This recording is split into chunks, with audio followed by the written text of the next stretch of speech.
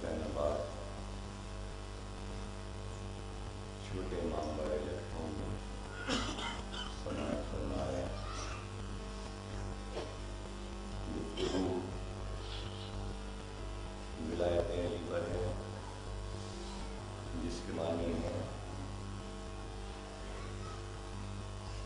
اختیار ولی، وہ اختیار جو اللہ نے اس کو عطا کیا۔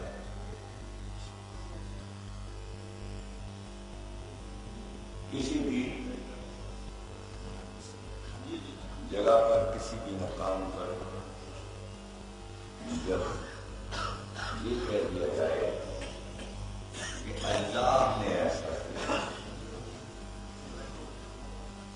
اور اللہ خود اپنے کلام میں کہے، اب یہ بحث کی گنجائش نہیں کہ کیسے، کیا اور کیوں، اس لیے کہ اس کی قدرت ہے، اس کا اختیار ہے، جس کو چاہے وہ نوازتے، جس کو چاہے بناتے، جس کو چاہے عطا کرتے، جس طرح چاہے، تو پھر اس میں حیرت کا مقام نہیں کہ یہ کیا ہے، یہ کیا ہے، یہ معجزہ کیسے ہوا۔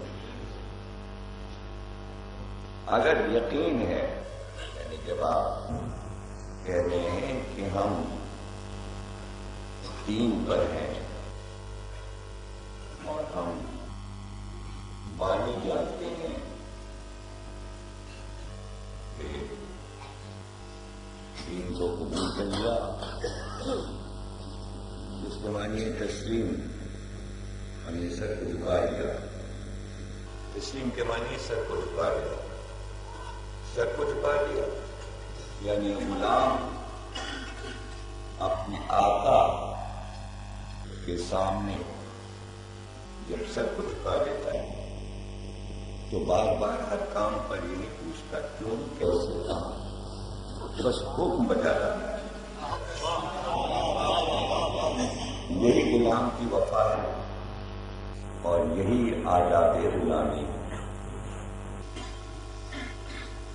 تو اللہ کی بارگاہ میں جب آپ نے کہا کہ تسلیم، سر کو جھکا لیا، اب جو بھی حکم ہو اس کا، اگر کسی بھی حکم کو ذرا اثر کوئی آنا کانی کی، تو اب یہاں سے ایک ایسی حد شروع ہوتی ہے کہ یہاں اللہ کا غضب شروع ہوگا۔ اور سامنے کی بات ہے کہ آدم کو سجدے کے لیے جب رکھا گیا اور کہا گیا کہ سجدہ کرو، مٹی کا پتلا بنا کے، تو جس نے سجدہ نہیں کیا اس کا انجام بیان ہو گیا۔ قرآن میں سب کو پتا ہے کیسے نکالا گیا، کیسی بدبیداری سے رسوا ہوا، نامی ابلیس پڑ گیا، یعنی مست شدہ، ابلیس کے معنی جسے مست کر دیا، جس کی اصل پہچان چہرے کی لرم ہو۔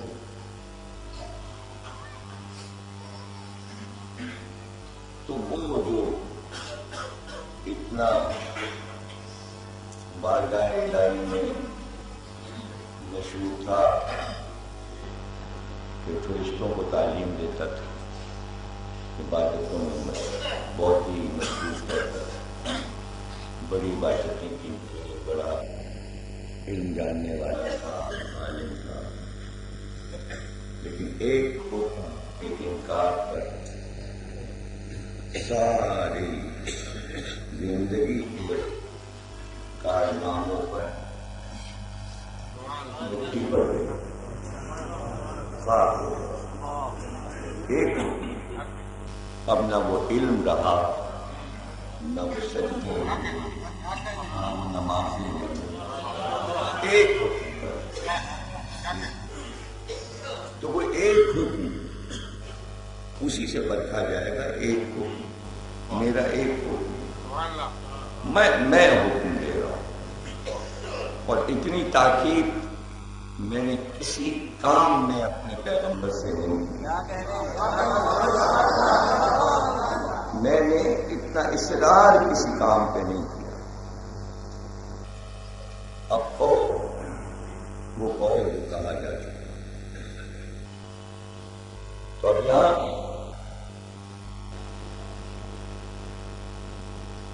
حکم ماننا اور نہ ماننا سامنے کون سی آیت ہے، وہ کون سا مقام ہے کہ جہاں پیغمبر سے کہا جا رہا ہے اگر آپ نے یہ کام نہ کیا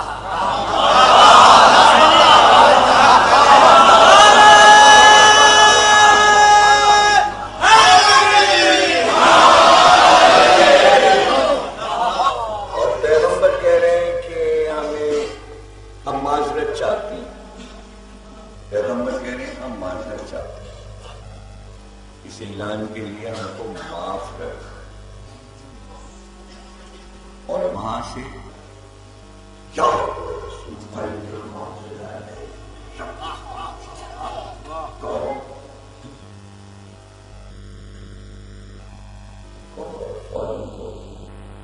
ورنہ جو کچھ کر چکے سب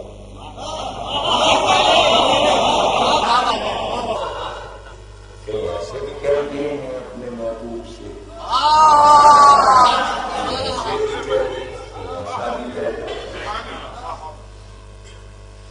کیا اس میں،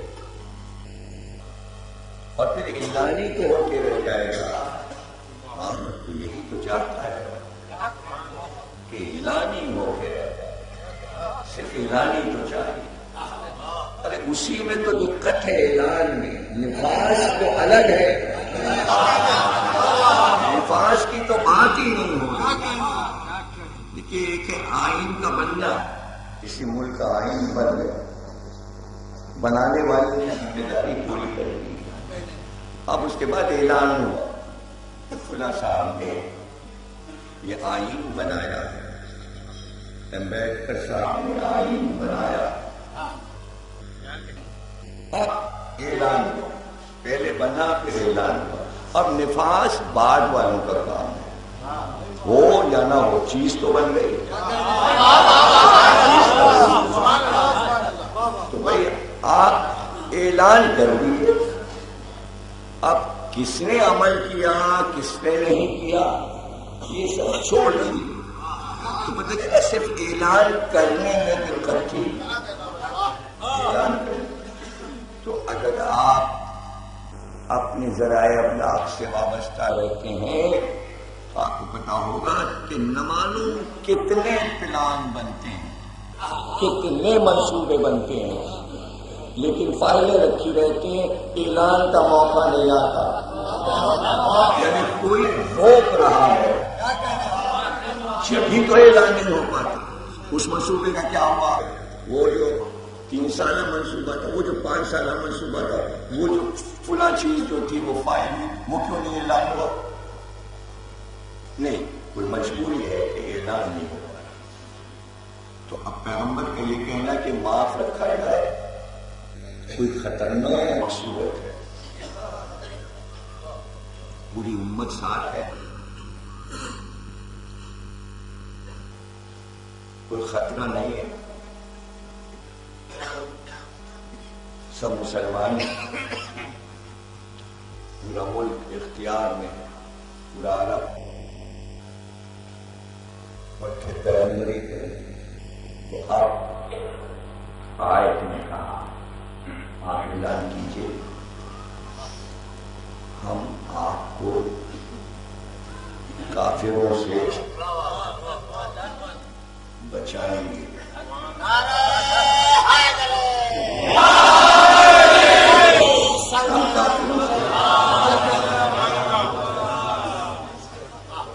کافر کہاں سے آ گئے؟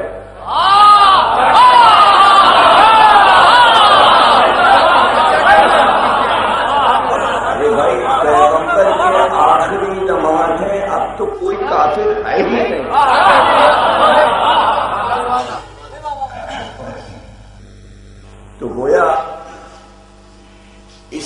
کہہ رہے تھے کہ معذرت خواہ ہوں اعلان کرنے کہ پہلے ضمانت تو لے، اور جہاں سے رکاوٹیں آ رہی ہیں ان کا ٹائٹل تو بتا۔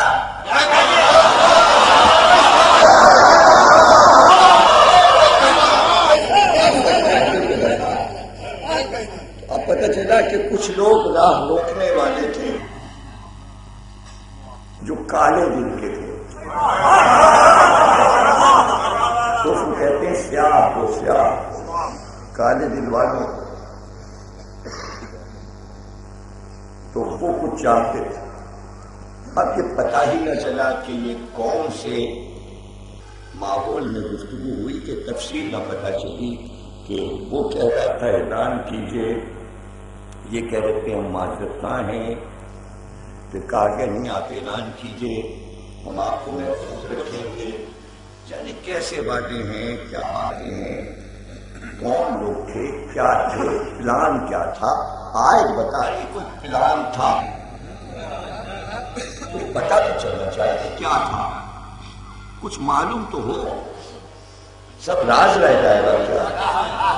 نہیں، پھر خطبہ ہوا تو اس میں پھر کچھ باقی نہیں رکھا پیغمبر نے، کوئی چھوٹا سا خطبہ نہیں ہے، سب کچھ کہہ دیا، توحید بیان کر دی، عدل الہی کو بیان کیا، ضرورت نبوت کو بیان کیا، امامت کی گفتگو ہوئی، نماز، روزہ، حج، زکوٰۃ، فروض، اصول، دین کے تمام اصولوں پہ گفتگو، پورا دین دوبارہ سنایا، اور پھر فضائل علی شروع ہوئے،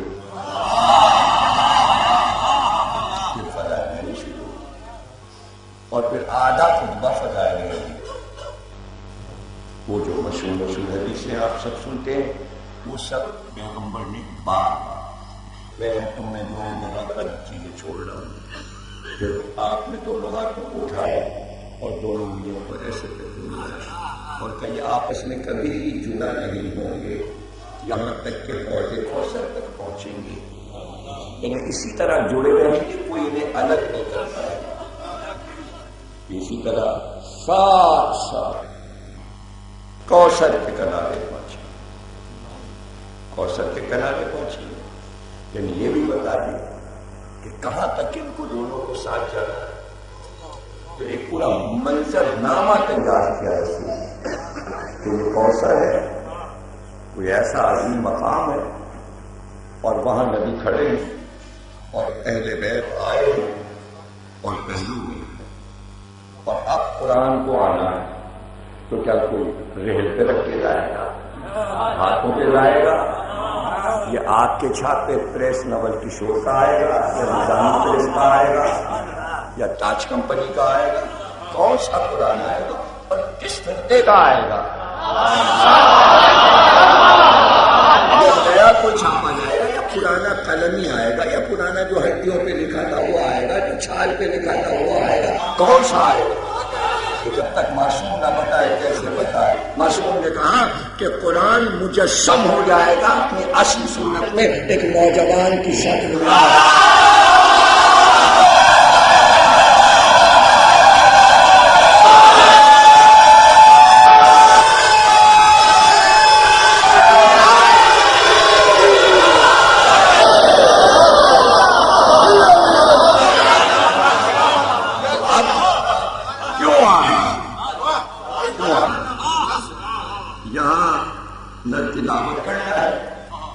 تلاوت کا سلسلہ ہوگا، نہ کوئی مریض ہوگا کہ ہوا دی جائے، نہ کوئی مسافر ہوگا کہ سر پہ رکھ کے نیچے سے نکالا جائے، سفر تو ختم ہو گیا، سفر تو کوثر پہ ختم ہو گیا، جب منزل پہ پہنچ گئے تو سفر کیسا؟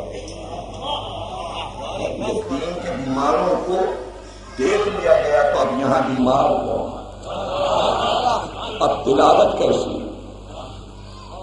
اب کیسے تلاوت کیسی؟ سارے حافظان قرآن کو یہاں کھڑے ہیں، اب تلاوت یہ خود مجسم قرآن ہے، یہ دل قرآن ہے،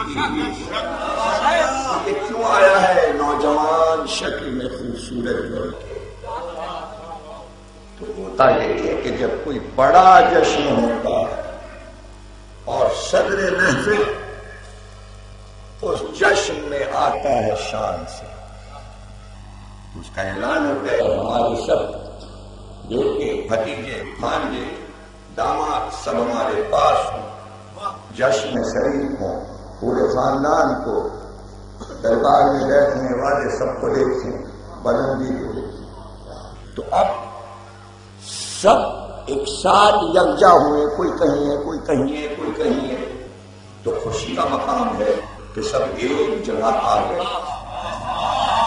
اب سب خلقت ایک جگہ دیکھ رہی ہے، یہ رسول ہیں اور یہ تمام ائمہ، یہ سب چونکہ لفظ کہا ہے اطرتی، اطرتی فطرت یعنی آج میں فطرت کا لفظ جو ہے میرے جسم کے حصے جو کبھی الگ نہ ہوئے تو وہاں تک آنا ہے، الگ نہیں ہوں گے، جدا نہیں ہوں، اب سب ہوں گے۔ جب سب جمع ہو گئے تو ایک خوشی کا مقام ہے کہ نبی سب کو دیکھ رہے، اب اس کو آنا ہے، نبی نے کہا ساتھ ساتھ آئے گا۔ اب وہ آیا، اس نے چاروں طرف دیکھا کہ دیکھنے والے یہاں دیکھ رہے ہیں اور پیغمبر اپنی آل کو دیکھ رہے ہیں۔ تو جب جشن ہوتا ہے تو کوئی تو آتا ہے جو آ کے کہے مبارک ہو،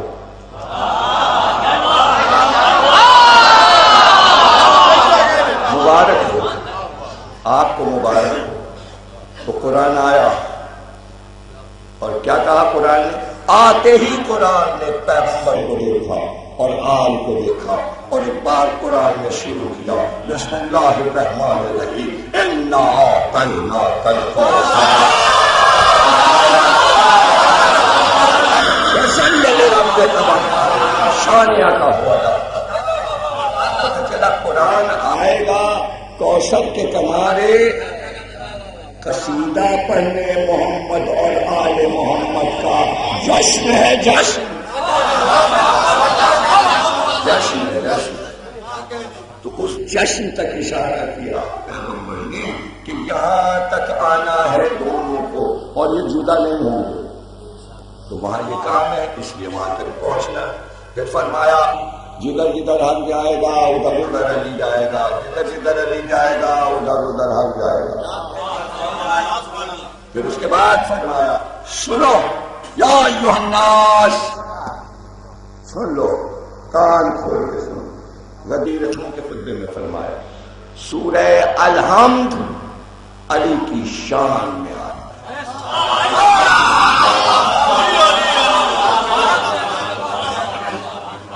سورہ الحمد علی کی شان میں، سورہ والعصر علی کی شان میں، سارے فضائل بیان کر کے آخر میں کہتے ہیں ہم کو معلوم ہے، اب جہاں سے بات شروع ہوئی ذہن میں رکھیے، تم اعلان کرو، ڈرو نہیں، ہم نے اس کا انتظام کر لیا۔ اب ادھر پیغمبر نے اشارہ کیا، فرمایا ہمیں معلوم ہے، ہم کو معلوم ہے کہ ایک نوشتہ لکھا گیا، ایک نوشتہ تیار ہوا اور ہم صاحبان نوشتہ کو بھی پہچانتے ہیں، ہم ان کو بھی پہچانتے ہیں، اور جو کچھ اس میں لکھا گیا ہے وہ بھی ہم جانتے ہیں۔ اب سمجھ میں آیا کہ پیغمبر کیوں کہہ رہے ہیں ہمیں معذرت دی جائے اور ہم یہ نہیں کر سکتے کہ پیغمبر سے کہا گیا یعنی کوئی پلان تھا جس کا علم پیغمبر کو تھا، پیغمبر نے چاہا پہلے یقین دلا، پہلے یقین دلا کہ کیا ہوگا، ورنہ غدیر قوم پھر یا تو بدر کا میدان بنتا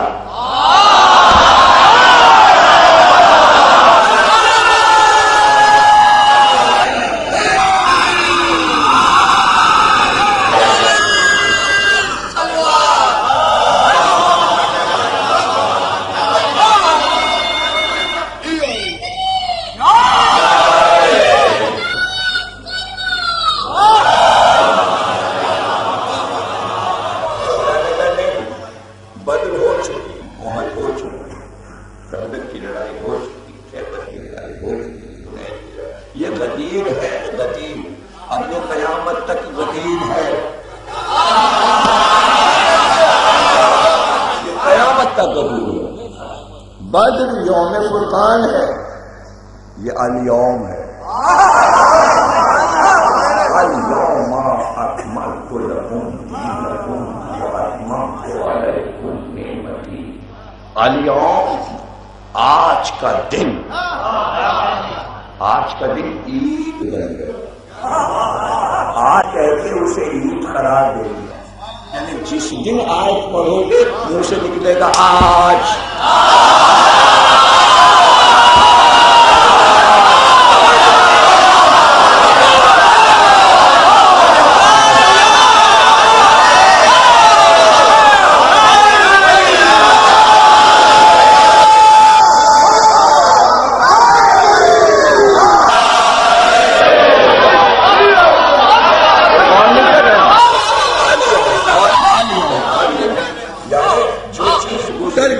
وہ تاریخ کا حصہ ہو، وہ ماضی ہے، جو گزر گیا وہ ماضی ہے۔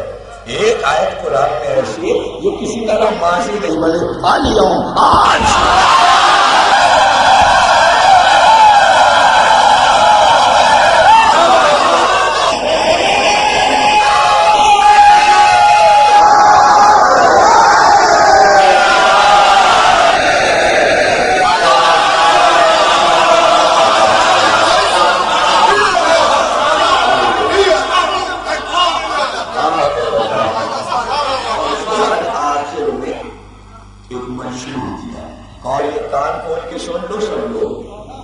اگر کوئی میرے اس حکم کو نہیں مانے گا، نہیں مانتا، تو وہ یہ نہ سمجھے کہ اس نے اللہ کا کچھ بگاڑ دیا۔ نہیں مانے گا تو یہ نہ سمجھے کہ رسول کا کچھ بگاڑ دیا۔ نہیں مانا تو یہ نہ سمجھے کہ علی کا کچھ بگاڑ دیا۔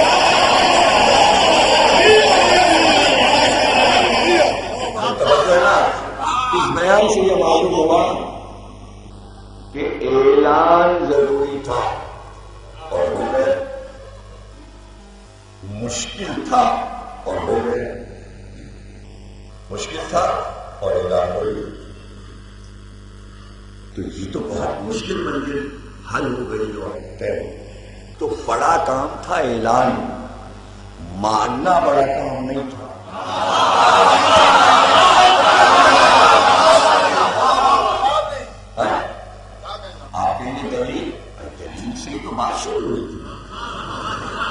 آدم کا پتلا بنا کے 25,000 برس ڈالے رکھا۔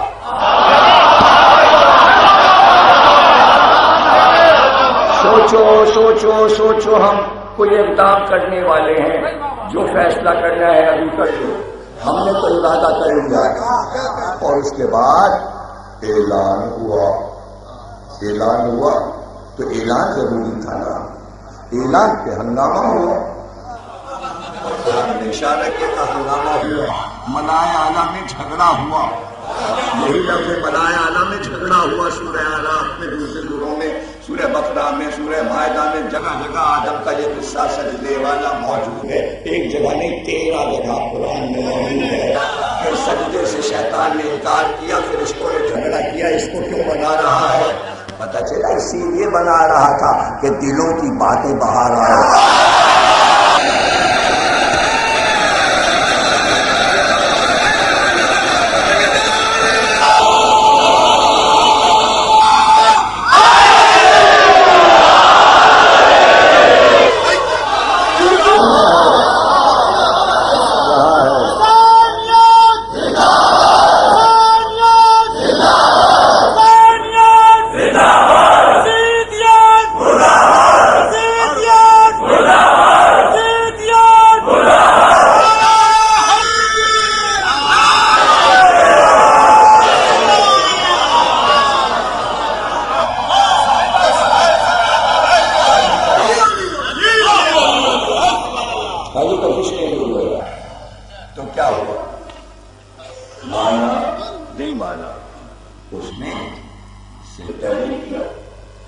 سمجھا کہ میں انکار کروں گا تو اسٹرائک ہو جائے گی۔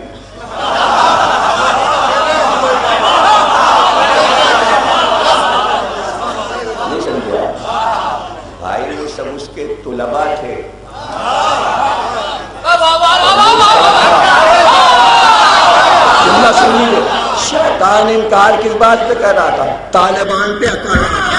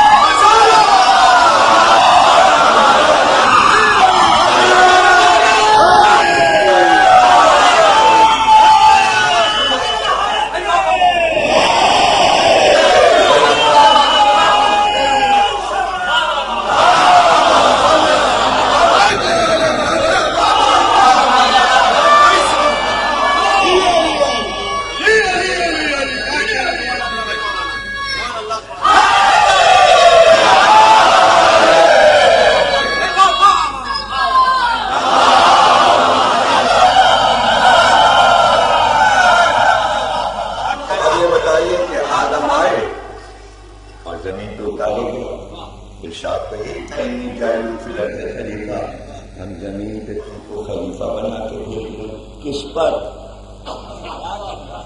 کس پر؟ خاک ہو گئی.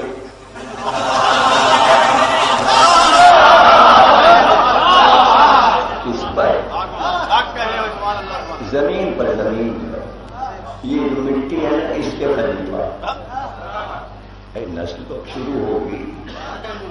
قابل پیدا ہوگا, حابیل پیدا ہوگا, ایک دوسرے کو مار دے گا, قابل کو مارے گا, تو جو اچھا دیتا ہے وہ مر جائے گا, پھر آبادی کم ہو جائے گی, بڑھ کے پھر کم ہو جائے گا, اور پھر کہیں شیش آئیں گے, نائب ہوں گے, اور پھر نسل بڑھے گی, پھر انوش آئیں گے, اور پھر اس کے بعد ان کے بیٹے فشر آئیں گے, اور بڑھتی جائے گی نسل, اور یہاں تک کہ ایک بیٹے کی شادی جو ہے وہ جنیا سے ہو جائے گی, ایک کی شادی جو ہے ابو سے ہو جائے گی. اس طرح آپس میں شادیاں ہوں گی, نسل بڑھے گی. تو اس کے بعد کہیں جب آدم بالکل بوڑھے ہو جائیں گے تو پھر وہ کہیں گے اللہ سے میں تم لوگوں کا خلیفہ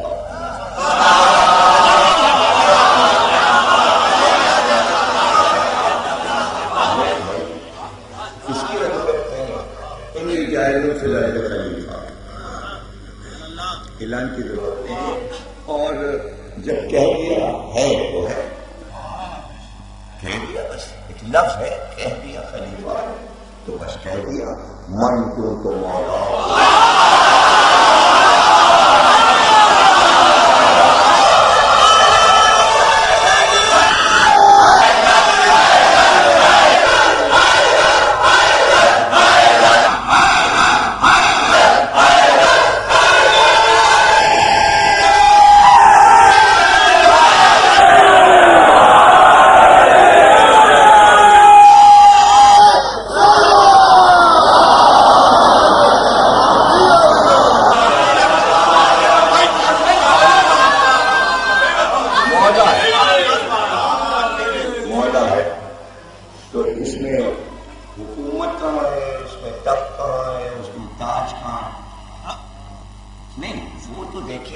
جہاں پہ غلطی ہوئی ہے وہاں پہ پہنچ کے پھر سے تاریخ کا مطالعہ کیجیے.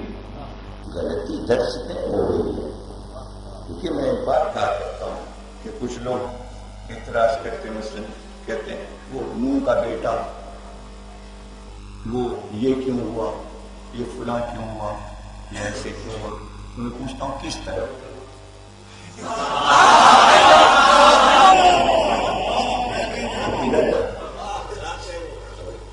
سوال ہوتا ہے بھائی وہ امام حسین کو معلوم تھا کہ تیر چلنے کو گئے ادھر کو کیوں لے گئے, تو میں سوال کرتا ہوں ادھر ہو کہ ادھر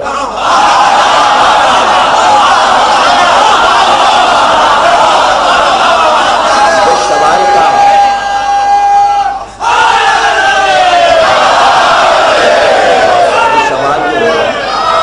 سوال کا ایک طریقہ ہے, سوال کا طریقہ ہے, یعنی آپ کدھر دیکھ رہے ہیں, یعنی ادھر کھڑے ہیں اور آپ دیکھ کر کہہ رہے ہیں کہ امام حسین علیہ السلام, اور اگر آپ ادھر کھڑے ہوتے حسین کی طرف تو آپ کہتے یہ حرولا تیر کیوں مار رہا ہے.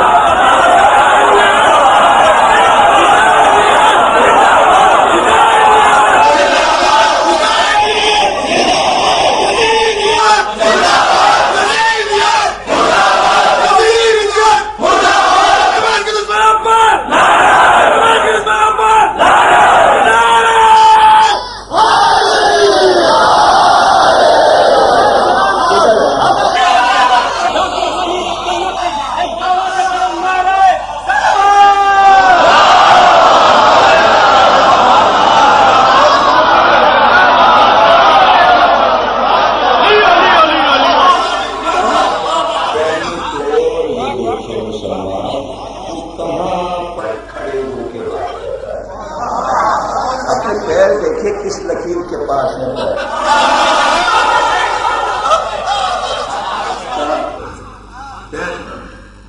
وہ لکیر کون سی ہے؟ کہاں پہ کھڑے ہو سوال؟ کہاں سے یہ سوال ہو رہا ہے؟ یہ سوال ادھر سے ہو رہا ہے۔ فاتح خیبر تھے، فاتح خیبر ہو اور اس کی موجودگی میں سیدہ کا در جل جائے، کدھر کھڑے ہیں آپ؟ ادھر کے ادھر اگر آپ ادھر کھڑے ہیں تو 10 بار ایسے سوال کیجیے، سمجھ میں نہیں آئے، ادھر تو آئیے۔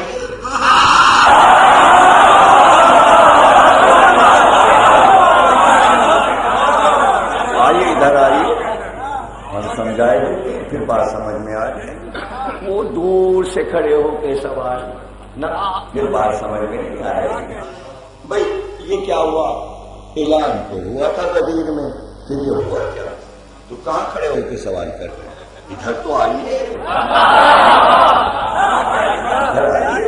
ادھر آئیے تو آپ کو پتہ چلے گا یہ سوال سلمان فارسی نے کیوں نہیں علی سے کیا، بات ہے کیوں نہیں تھا، یہ سوال ابو ذر نے کیوں نہیں کیا، یہ سوال عمار نے کیوں نہیں کیا، یہ سوال مقداد نے کیوں نہیں کیا، یہ سوال عمر نے کیوں نہیں کیا، یہ سوال حذیفہ یمانی نے کیوں نہیں کیا، یہ سوال جابر بن عبداللہ انصاری نے کیا۔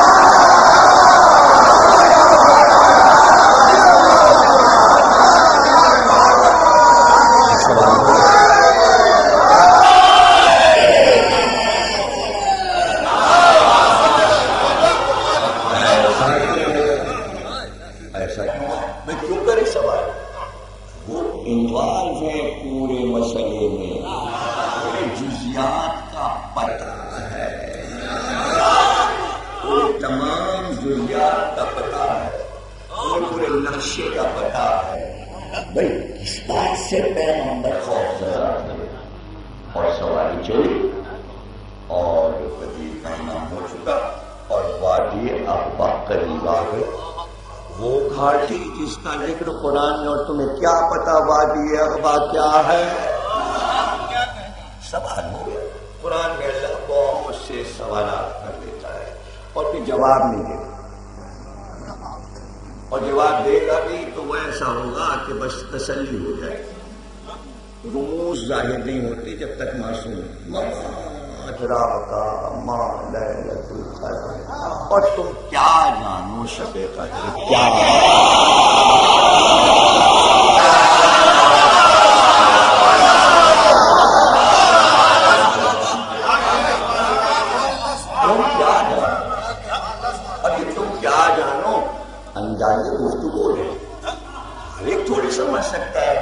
زبان و بیان آئے جو اہل زبان ہو وہ سمجھے سوال ہو کہ کیا بات کہی جا رہی۔ یاس جگانا چاہیے لکھنؤ کا بڑا شاعر غزل کا، ڈوب کر پار اتر گیا اسلام، ڈوب کر پار اتر گیا اسلام، آپ کیا جانے کربلا کیا ہے۔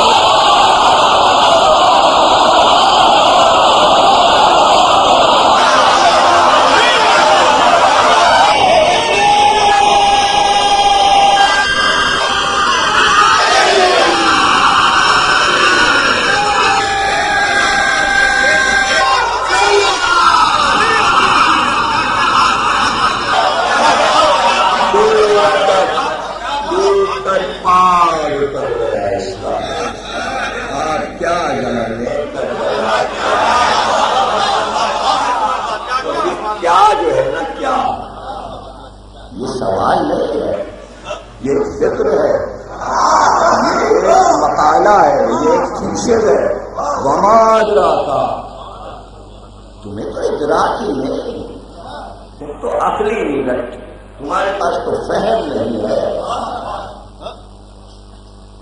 تو یہ نہ دیکھیں کہ پوچھا جا رہا ہے کہ کیا ہے شب قدر، یہ دیکھیے ادراک نہیں ہے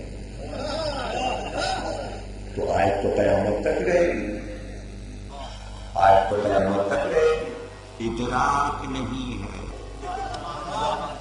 تعقل عقل کہاں تمہاری؟ تو قرآن میں تو آیتیں رسی تو کیا قرآن کافروں کے لیے اترا تھا؟ تو کیا عقلیں آ گئی؟ کیا ادراک پیدا ہو گیا؟ اب جس کے پاس ادراک تھا وہ سمجھ لے گا شب قدر کیا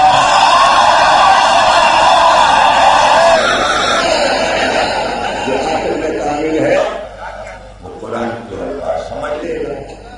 تو ادراک ہوتا فہم اور عقل تو بدی سے واپسی پہ دماغ جھائیں جھائیں کر کے رہتا جیسے اندر کچھ ہے ہی نہیں، خالی ہے دماغ، خالی ہے جیسے کچھ سنا ہی نہیں.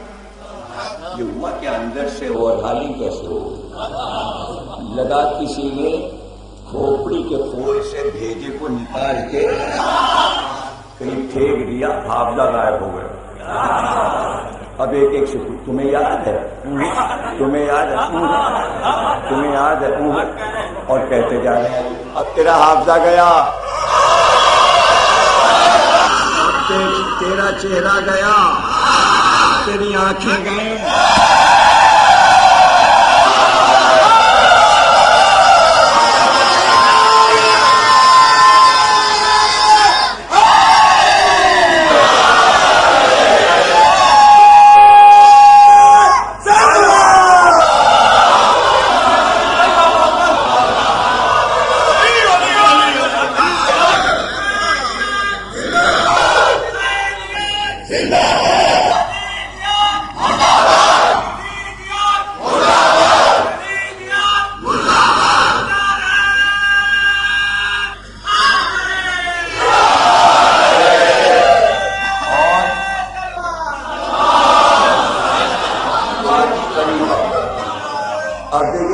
شروع ہوگا، ناکے پہ رسول بیٹھیں گے، صرف 2 آدمی، رسول نے اعلان کر دیا ایک ایک سواری جائے، 2 آدمی اترے. اتنا پتلا راستہ ہے، ایک ساتھ بہت سے لوگ نہیں چل سکتے، وادی بہت گہری ہے، ذرا سا بھی اگر قدم گر گیا تو اونٹ بھی کھائی میں جائے گا. اس لیے پیغمبر نے اعلان کر دیا آہستہ آہستہ چلو، سواری کو آہستہ آہستہ لے چلنا، راستہ چلنا. سب سے اعلان کر دیا پھر حذیفہ کو بلا، حذیفہ یمانی کو بلا، کہا تم سامنے کے پہاڑ ہیں کے سامنے ان کے چوکے چلے اوپر جانا اور وہاں کوئی بھی پتھر بڑی سی چٹان ہو اس سے کہنا کہ مجھ کو پیغمبر اسلام نے بھیجا ہے. اس جگہ پر لے چلے اور ایک بڑی سی چٹان کے سامنے کہنے لگے رسول اسلام نے بھیجا ہے، رسول اللہ نے مجھے بھیجا. جیسے ہی حذیفہ نے کہا 20 سے پتھر شکار تھا، حذیفہ اس کے اندر چلے گئے. اس میں خون تھا، پھر وہ پتھر بند ہو گیا. جب وہ بند ہوا تو اس میں 2 سوراخ حذیفہ کو نظر آئے، اس میں دونوں میں آگ لگا دی. اب یہ تو سب پیغمبر نے بتایا. اب دیکھ رہے ہیں پتھر کے اندر سے کچھ لوگ آ گئے، ان کے ہاتھ میں کچھ ہے، بڑے بڑے ٹین کے پیپے. یہاں سے لکھنؤ سے گزرتے رہتے نا تیل ویل کے پیپے بڑے بڑے جیسے اس کو تو یہاں بولتے ہیں کہ کھڑکھڑا بولتے ہیں. اگر اس میں پتھر ڈال دیں تو پھر وہ کھڑکھڑا ہو جاتا ہے. اور کسی کی دم میں باندھ دیں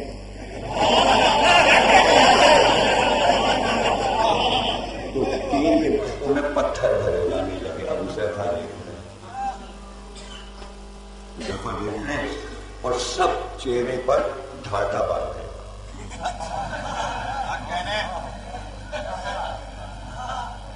ڈھاٹے بند رہے ہیں، حذیفہ دیکھ رہے ہیں سب پان ہوئے ڈھاٹے. گن لیا کتنے آدمی؟ 15 آدمی. کوئی کہتا 13 تھے، کوئی کہتا 14 تھے، 15 جتنے بھی، بس اسی کے اندر تھا. اور اسی طرح پتھر سے کہا اب مجھے آزاد کر، مجھے پیغمبر کے پاس جانا ہے. پتھر کھل گیا، حذیفہ باہر نکلے. آ گئے پیغمبر نے فوراً دیکھا، کہا حذیفہ دیکھ لیا، سب دیکھ لیا. کہاں دیکھ لیا؟ چہرے پہچان لیے؟ کہاں پہچان لیے؟ کہا اب میں تمہیں قسم دیتا ہوں کبھی ان کے نام کسی کو نہ بتانا،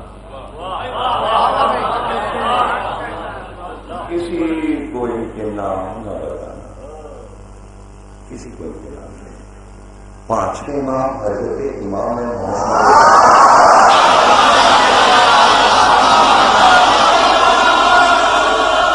پوچھا گیا کہ حذیفہ کو تو قسم دے دی تھی سرکار نے کہ نام کسی کو نہیں بتانا، پھر یہ تاریخ میں نام سب بھی کیسے آ گئے؟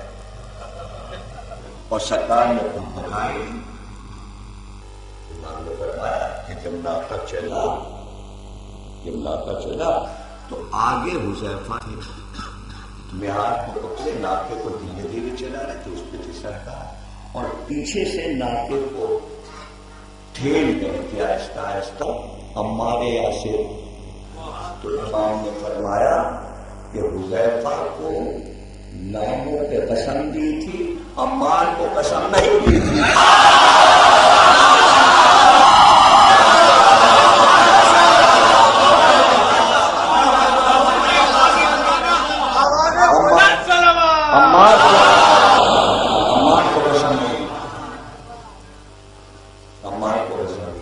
اب سوال یہ کہ ایک کو پتا ہے اور اس نے بتا دیا، اور ایک کو معلوم تھا اور اس کو منع کر دیا، تو معلوم تو سب کو ہو جائے گا، پھر اس کو منع کیوں کیا؟ بھائی کو نہیں پتا چلے گا صحیح بخاری اور مسلم کی روایت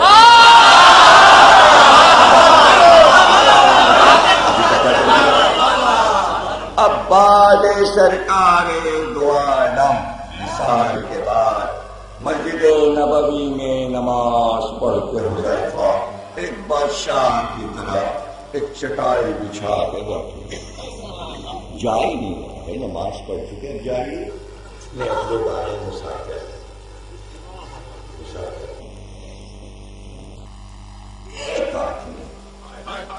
جب وہ آئے تو بیٹھ گئے، حذیفہ کہ خود کا بتائے آپ اشارہ میں ڈالیں گے۔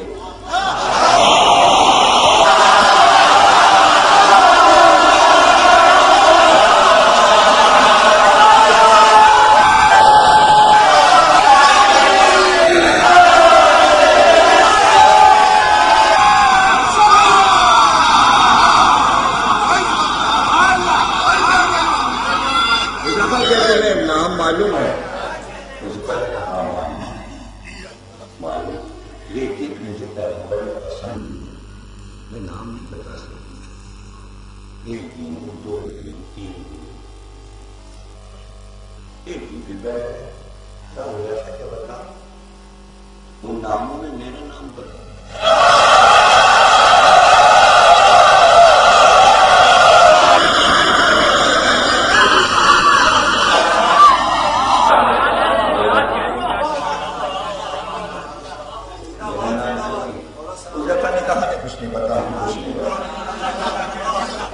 برس گزرتے جا رہے ہیں، گزرتے جا رہے ہیں، گزرتے جا رہے ہیں، 25 برس ہو گئے، 25 برس حذیفہ کو مسلح ڈال کے بڑھتے ہوئے اب سمجھ میں آیا اثر تو نہیں تھی،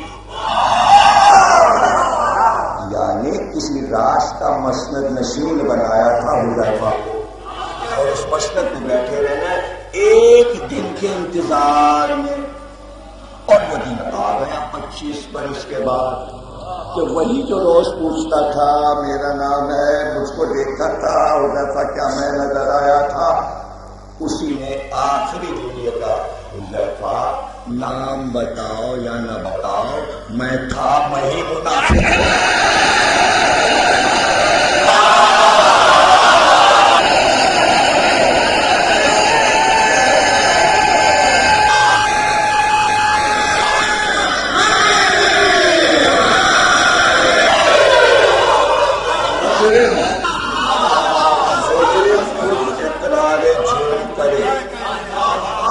بھائی سرکار سے سیکھے تو نہیں آپ، اور کتنے آہستہ آہستہ اب جا کے یہ یہ طریقہ تاریخات ہوا ہے کہ مجرم کو نہ مارو نہ پیٹو. یہ انگریزوں نے ایجاد کیا ہے، لیکن بہت اچھی جگہ بنا دیتے ہیں ٹکائے کو، اور اس کو بٹھا دیا اور آئے بس 4-20 آدمی سوال ہے، اور کوئی زیادہ اصرار نہیں، سختی نہیں، سوال ڈسکس ہو رہا ہے، بات چیت ایسی منزل آتی کہ وہ خود سب کچھ بتائیں گے. اس کی بنیاد مسجد نبوی ہے، حذیفہ کے ذریعے سرکار کا مجرم خود ہی بولے گا. کوئی سمجھے یار بات کہاں سے شروع ہوئی ہے؟ مجرم تو عرش پر ہی بیٹھا تھا، فرش پہ کھوٹے تو بس اللہ نے اتنا ہی تو کہا سجدہ کرو اس کو. مجرم بول پڑا، مجرم بول پڑا تو اتنے دن گزر جاتے لوگوں کو کچھ پتا ہی نہ چلتا مومن ہے، ارے نماز میں، ارے یہ نشان ہے، تو بس اللہ نے چاہا کہ مجرم خود بول پڑے، اس لیے پیغمبر سے کہا کہو من کن تمہارا.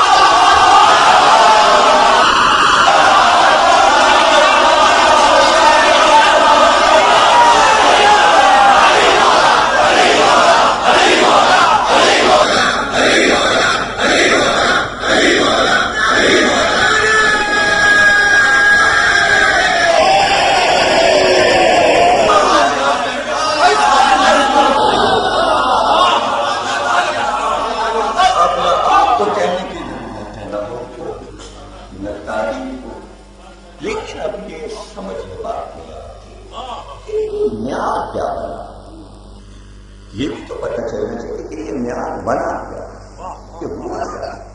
بات تھا اچھا سوال ہے کہ ایک شان ہے ہر ایک کی جو حکومت کرتا ہے، انگور بھی رکھے ہیں، کھجوریں بھی رکھی ہیں، مسند بچھی ہے، چکی ایسی پونی رہی ہوئی.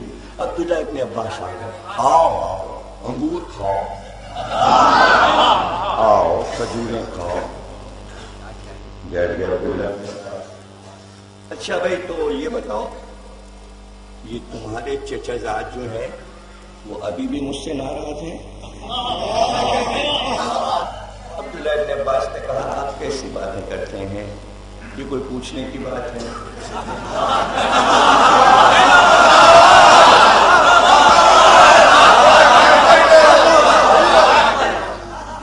عبداللہ ابن عباس تمہارے چچا زاد جو ہے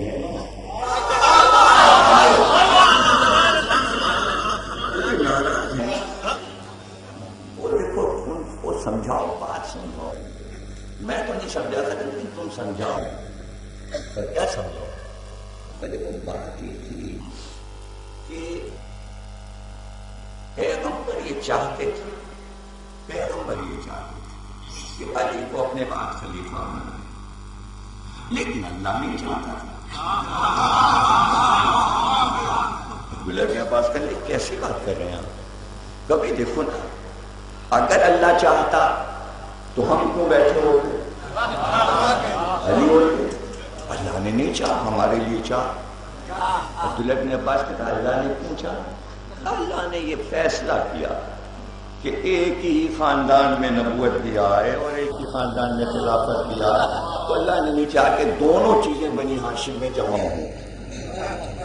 تو اس لیے اللہ نے فیصلہ کیا کہ نبوت تو بنی ہاشم میں آ چکی، اب خلافت دوسرے قبیلے میں جائیے. اللہ کا فیصلہ. ہاں نبی چاہتے تھے کیونکہ رشتے دار تھے، داماد تھے، چچا زاد بھائی تھے، کوشش تو بہت کی محمد نے، لیکن اللہ نے محمد کے کام کو پورا نہیں ہونے دیا.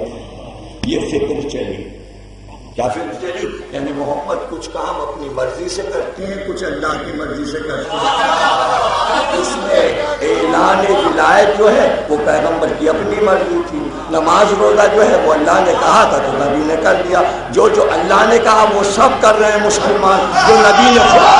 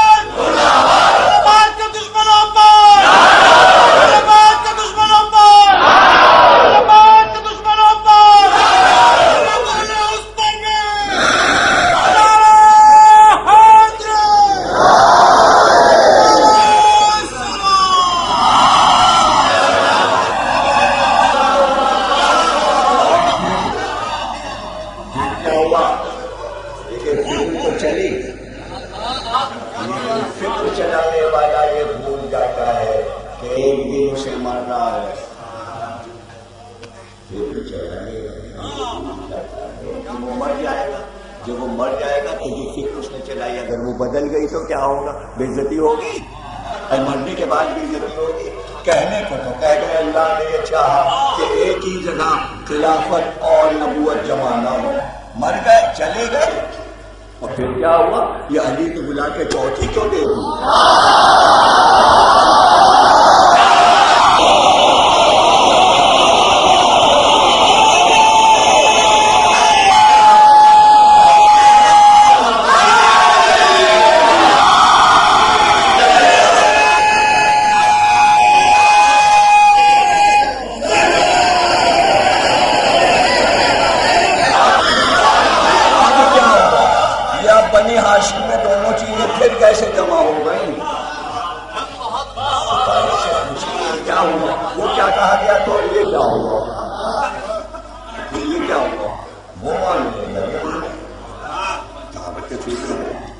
اور پھر جیسا کہ ابھی کہا کہ جانا تو ہے، تو ابھی کو بھی پتہ چلا، گئے، چلے گئے.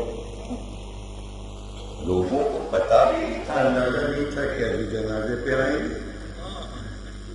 آئے، لوگوں کا مجمع ہٹ گیا، جنازہ سامنے رکھا، مجمع تھا، مجمع ہٹا، علی کو بس کر دیا، اور سب نے دیکھا کہ علی مجمع سے نکلتے ہوئے جنازے کے قریب ہوا اور 10 قدم پیچھے رک گئے اور رک کر ایسے انگلی کو اٹھایا اور کہا یہ مرنے والا اپنے نوشتے اور صحیفے کے ساتھ محشر میں مجھ سے ملاقات کرے گا. یہ کہا اور واپس چلے گئے.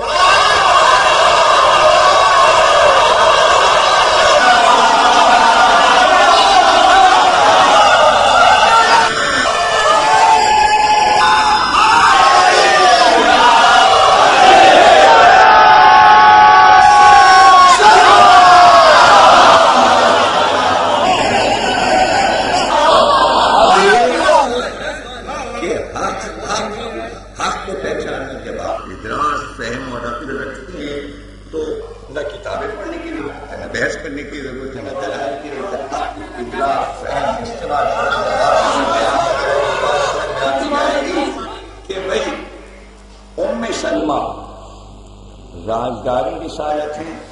ابھی تو ہم ذکر کر رہے تھے باہر حذیفہ کا گھر میں بھی یہ حالات دیکھ لیجیے کیا ہے، باہر کے حالات سے اندر کے حالات دیکھ لیجیے.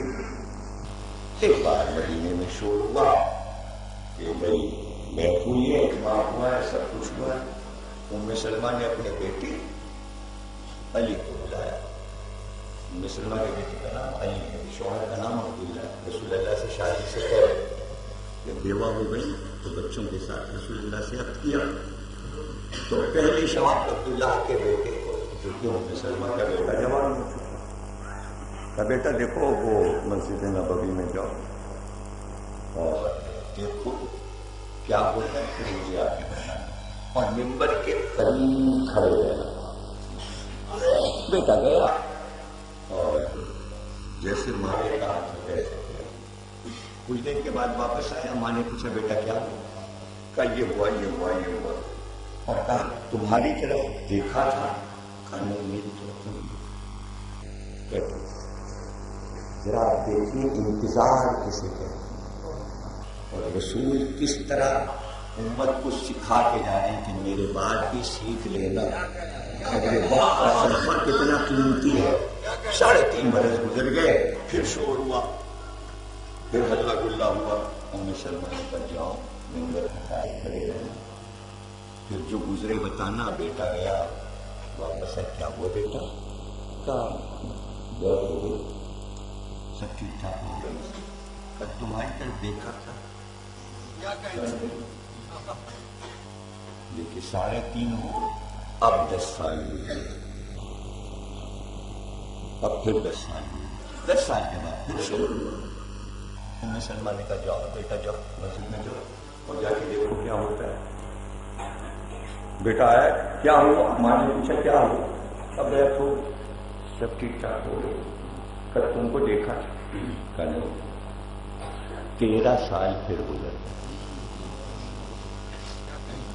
13 سال پھر 13 سال کے بعد پھر شور ہوا، علی کی بیعت ہو رہی، علی کی بیعت ہو رہی۔ ام سلمہ نے کہا بیٹا جاؤ، ممبر کے پاس کھڑے ہیں، جو کچھ گزرے آ کے بتانا۔ کہا ٹھیک ہے۔ کافی دیر کے بعد بیٹا واپس آیا۔ کیا ہوا بیٹا؟ کہا کہ بیعت ہوئی، بہت کامیاب بیعت ہوئی، سب نے علی کی بیعت کی۔ تو پھر کیا ہوا؟ میں ممبر کے پاس تھا، جیسے ہی میں نے بیعت کے لیے ہاتھ بڑھایا، علی نے مجھ سے کہا جانا نہیں، جاؤ جاؤ۔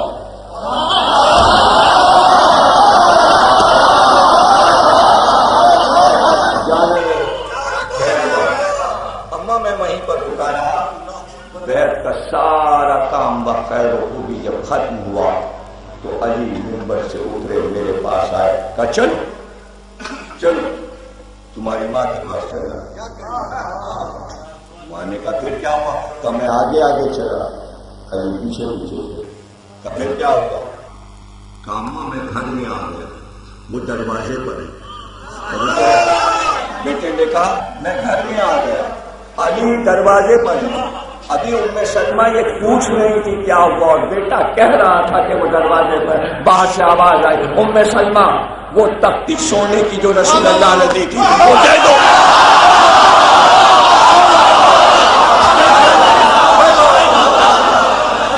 وہ لوح دے دو، وہ لوح دے دو، وہ آسمانی لوح دے دو، وہ آسمانی لوح دے دو۔ ام سلمہ نے بخش بولا، وہ رسول اللہ کہہ گئے، کیا کہہ گئے؟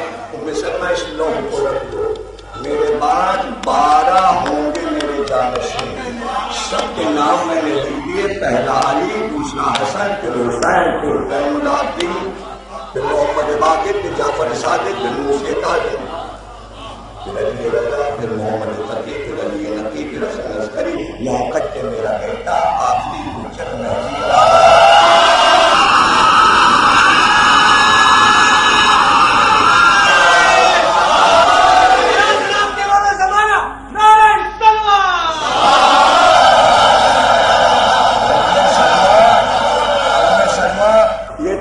چھپا لینا، کسی کو بتانا نہیں، جو تمہارے دروازے پر آ کر طلب کرے وہی میرا خلیفہ پہلا ہے۔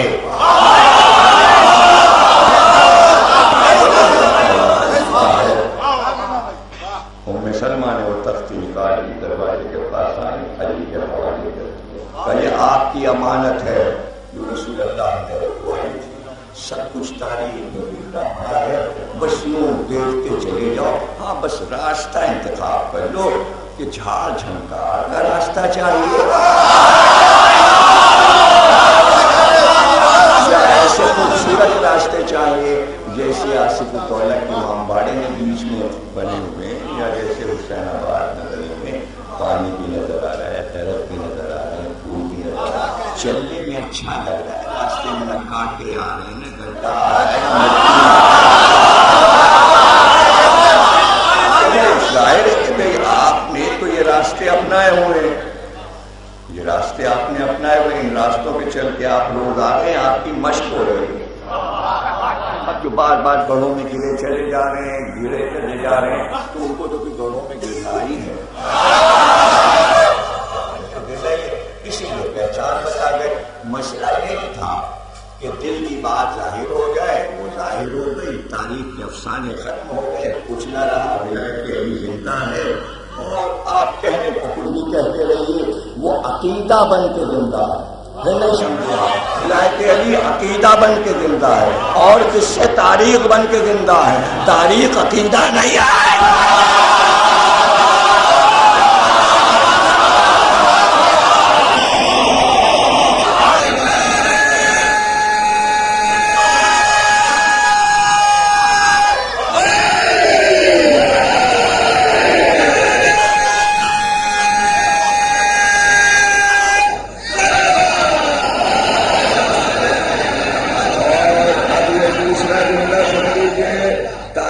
افسانوں پر شفاعت کا دار و مدار نہیں ہے، تاریخ سے پڑھ کے ثواب نہیں ہوتا، ولایت علی پر بخشش کا دار و مدار۔ تاریخی فیصلوں پر یہ نہیں کوئی حدیث لکھی کہ یہ تاریخ مانو گے تو نمازیں قبول ہوں، یہ تاریخ مانو گے کتاب تاریخ کی تبری کے واقعات مانو گے تو روزے قبول ہوں گے، یہ تاریخی واقعات مانو تو زکات اور حاجت قبول ہو، لیکن یہ لکھا ہے رسول نے کہا کہ ولایت علی نہیں تو نماز قبول ہو۔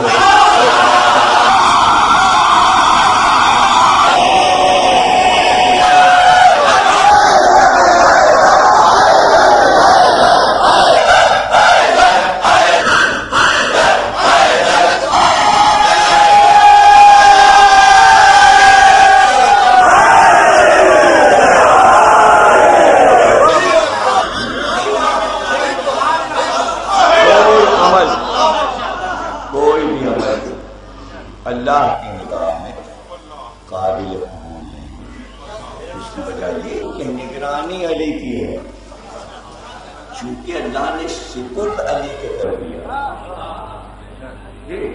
اللہ جو ہے وہ ملائکہ سے بھی تو کام لے رہا ہے، تو ملائکہ سے افضل ہے وہ آگے وہ ان سے بڑے کام لے رہے، چونکہ ہدایت کا سلسلہ فرشتوں کے ذریعے نہیں چلا،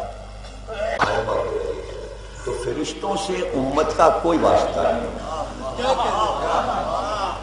اب فرشتوں کا کام ختم ہو جائے گا، ان کی نکیر ہوں، یہ ہوں، وہ ہوں، نیکی لکھیں، برائی لکھیں، قبر میں آئیں، فلانے سرا ہر جگہ ہوں گے فرشتے، لیکن فرشتوں کا کام یہ نہیں ہے کہ وہ کھڑے ہو کے کہیں پروردگار اس کو بخش دے، جہنم میں ڈال دے، ثواب دے، جہنم میں ڈال دے۔ یہ کام کہیں کوئی حدیث نہیں ہے کہ کوئی فرشتہ کھڑے ہو کے یہ کہے گا کہ پروردگار ہم سب کو پہچانتے ہیں، یہ جہنمی ہے، یہ جنتی نہیں۔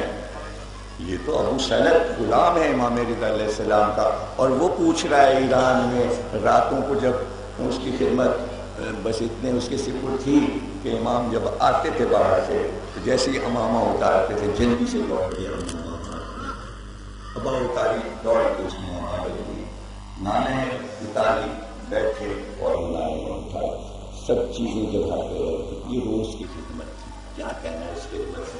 اب اتنی دیر میں اسے موقع مل جاتا تھا، وہ مجمع وہ بھیڑ ایران کی، اب اتنا آپ کے دیکھیں کہ اس میں کہاں وہ سوال کرتا، اب یہی تو اس کا موقع ہے کہ اتنی دیر میں کہ جب امام آرام فرمائے میں امامہ ہاتھ میں لوں، اب بس سوال کروں جلدی سے، تو سوال کر لیتا تھا، اور جب امام دربار میں ہوتے تھے تو پھر مامون سوال کرتا تھا کہ بھئی بھیڑ چھٹ گئی تو اب مامون اپنے سوال پوچھ رہا ہے کہ میرے بھی کچھ سوال ہے، تو امام تشریف فرما پہ اور مامون پوچھتا ہے یہ بتائیے جنت اور جہنم کی تقسیم کیسے ہوگی انسانوں پر؟ مامون نے پوچھا، امام نے کہا کیوں تو نے رسول کی یہ حدیث سنی ہے کہ رسول اللہ نے فرمایا علی قسیم جنت والنار ہیں؟ کہا یہ موجود حدیث سنی، بالکل سنی، آپ کو پتہ ہے کہ یہ حدیث دروازے پہ لکھی ہوئی ہے نجف میں، جب آپ داخل ہوں صدر دروازے سے اوپر ہی علی قسیم جنت والنار ہیں، علی جنت اور جہنم کو تقسیم کریں گے، اور اس کے بعد اٹھ گئے، مامون کو تسلی ہو گئی حدیث کے ذریعے۔ اب امام حجرے میں پہنچے، امامہ اتارا، ابو سلمہ نے جلدی سے امامے کو اٹھایا، اب سوال شروع کیا، ابا کو ہاتھ میں، مولا آپ نے اس کو سمجھا دی امام کو، اس کی سمجھ میں بات آ رہا، کہا یہ اس کے سمجھانے کے لیے تھا،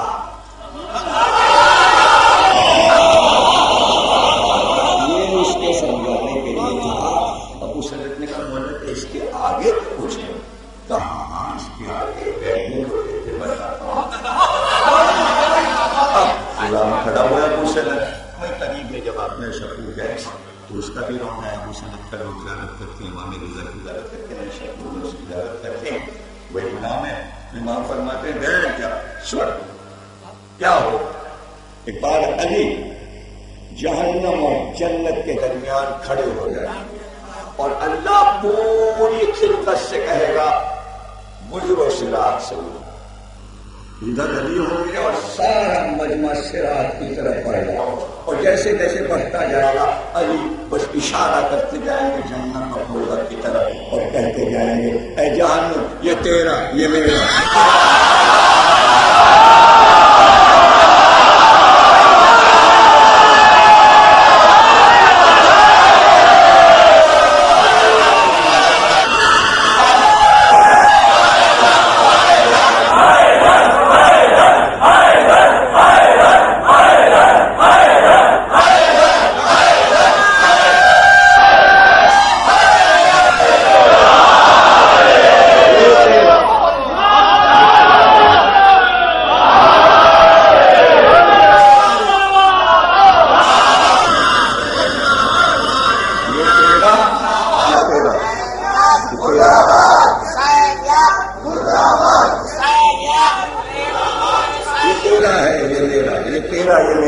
دیکھیے یہ عمل جو صراط پر کھڑے ہو کے علی کریں گے، یہ عمل حسین نے مدینے سے کربلا پہنچنے تک 6 مہینے کے لیے ایک صراط بنایا، صراط بنایا۔ اب سب صراط پہ چلے، صراط پہ چلے۔ حسین نے کہا کیوں آ رہے کیوں آ رہے؟ وہ آ رہے جو سر بتائے گھر کو اٹھائے اولاد اس کی خرد ہو، بیٹھنا کہہ کے آگے بڑھ جاتے۔ اب پیچھے سے کون واپس گیا کون آ رہا ہے؟ حسین کے لیے، یعنی کربلا جانے تک کا راستہ ایک صراط ہے، ایک صراط ہے۔ جاؤ واپس جاؤ، خطبے دیتے جاتے کیوں آ رہے ہو میرے ساتھ، کیوں آ رہے ہو، واپس جاؤ۔ ایک طرف یہ اعلان واپس جاؤ میرے ساتھ نہ آؤ، اور ایک طرف خط لکھا گیا ہے اے میرے بچپن کے لوگ، اے میرے بچپن کے لوگ،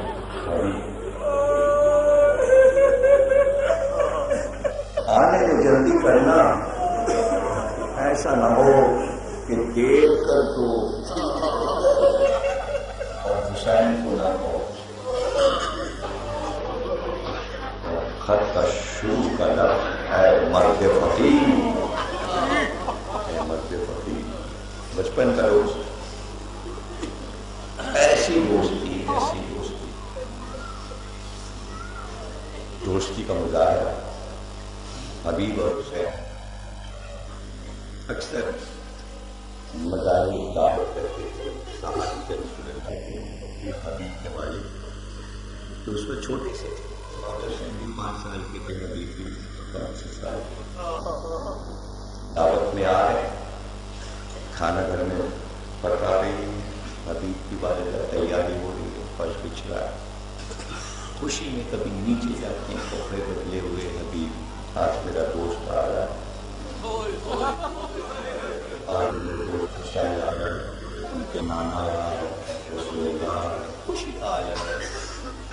حبیب کا بچپن ہے، بس دیکھتے دیکھتے سینے چڑھ کے چڑھتے چلے، اور دور سے سواری کو جو دیکھا ایسا لگا تو یہ سمجھے کہ میں نیچے ہوں، دوڑ پڑے، چھت سے دوڑ پڑے، یعنی کہ بے خودی کا محبت اپنے دوڑے تو چھت سے گرے اور موت واقع ہو گئی، مر گیا۔ بچہ جب گرا تو باپ دوڑا، اٹھایا، لیکن جب اٹھایا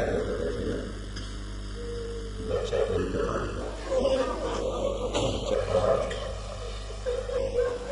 بس لاتے لاتے گزرے تک ماں نکل پڑی، سارا کام چھوڑ دیا، اور شوہر کے چہرے کو دیکھ کے سمجھ گئی کہ میرا بیٹا ابھی گویا میں نہیں، جس کی حالت کے لیے چیخ نکلی تھی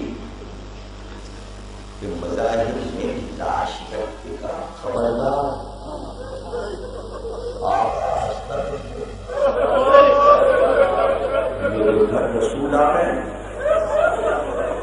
بچے آ رہے ہیں، میں نہیں چاہتا کہ غم کے ماحول میں سیدہ کے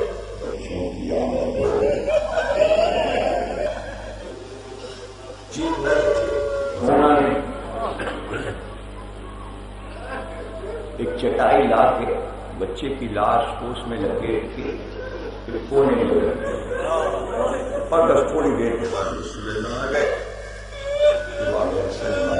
آ گئے اب بیوی کھانے نکال کے بھیجی دسترخوان پہ چھوٹے کہتے ہیں رسول اللہ تشریف لائیے رسول اللہ آ گئے اب حسین کبھی دائیں دیکھتے ہیں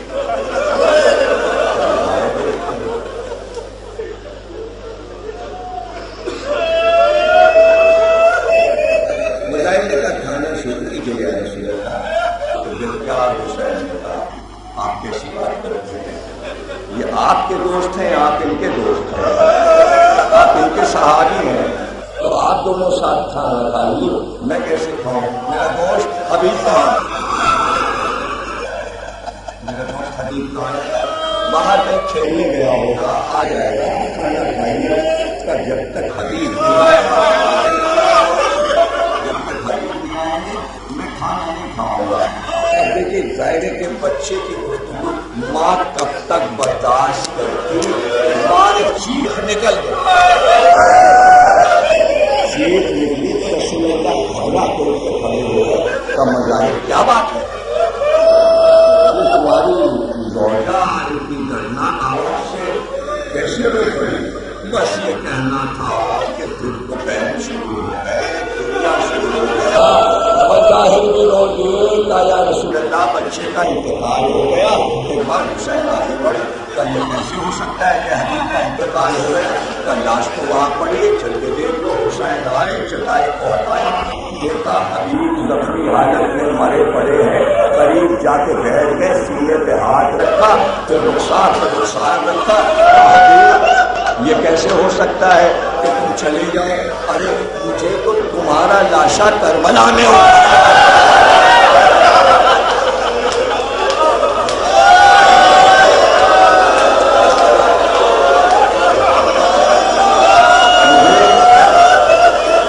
تمہارا لاشا کربلا میں ابھی اٹھو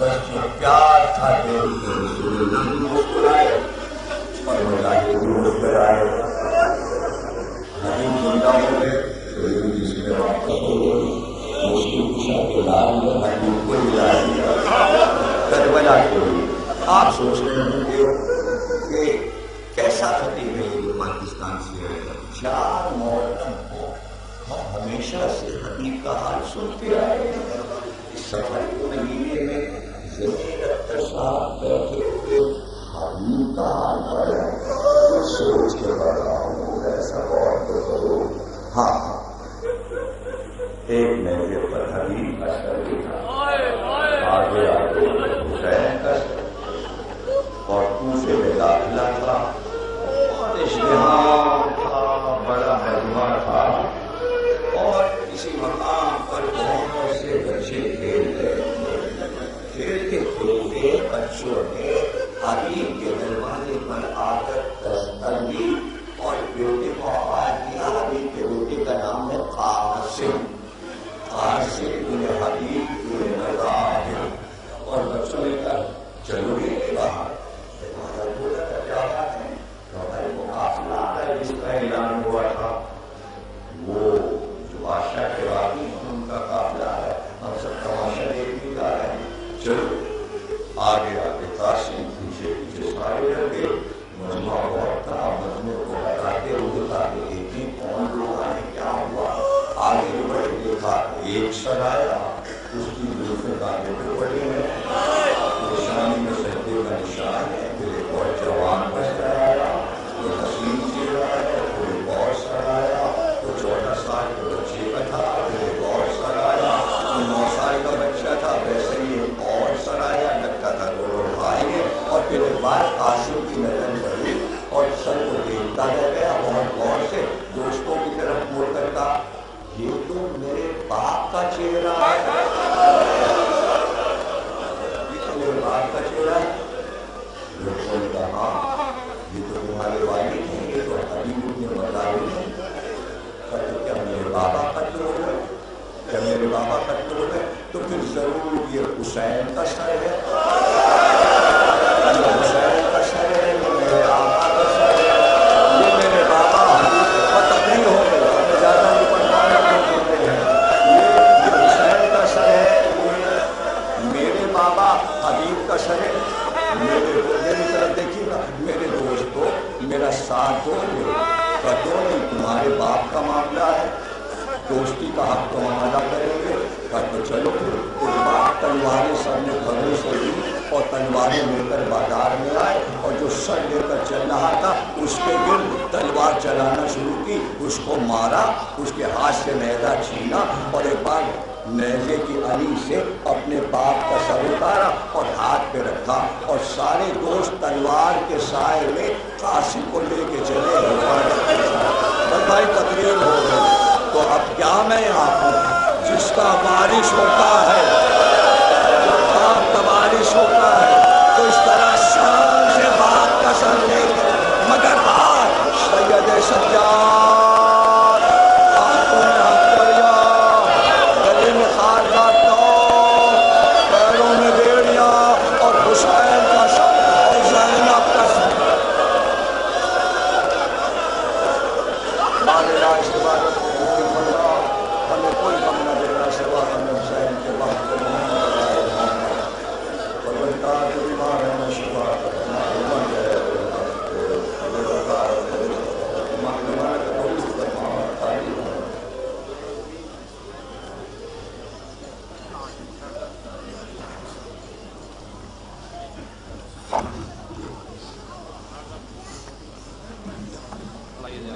السلام یا ابا عبداللہ، السلام علیکم یا ابن رسول اللہ، السلام علیکم